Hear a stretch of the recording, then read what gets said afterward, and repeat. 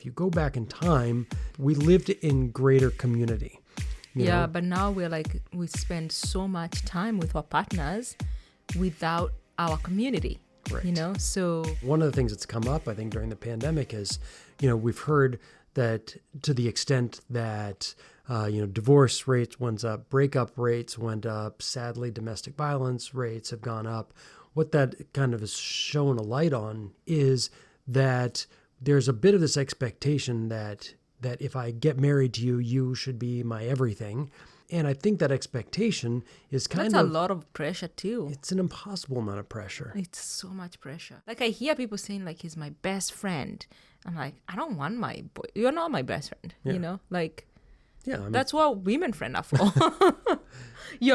We're friends. And the more time we spend together, and we even joke the way we can complete each other's sentences and that type of thing. And it's cute and it's fun, but it also means that sometimes if there are challenges, but also in other things, it's having the other perspective, because you and I are becoming less and less another outside perspective to each other. Yeah, we are starting to think so much alike. And so if you're my best friend, you'll never give me another perspective. You're going to give me the same perspective that I have. So that's why I think that if you're in a relationship, it's really crucial to have other people who are your best friends, so that you can call on those people and those people can call you on like your bullshit. And even if they're not calling you on your bullshit, they still have another perspective. Like there's a permission almost, right? And that somebody else who you don't go to bed with can bring certain things up. I've seen that in other relationships and also in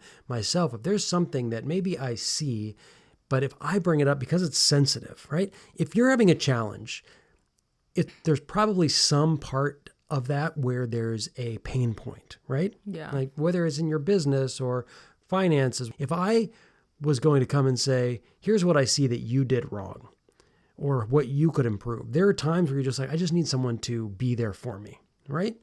And one of the things is, I could be there for you, but in being there for you, I might not be able to be fully honest with you at that moment, because that's not what you need from me. And also if it touches in on something that's really sensitive, now we're blowing up something else, right? Yeah. Someone else is like, you can be mad, and you have with your best friend. You're like, you're really frustrated with her. But you get to hang up. With me, you can't really hang me up because I'm sleeping, snoring next to you.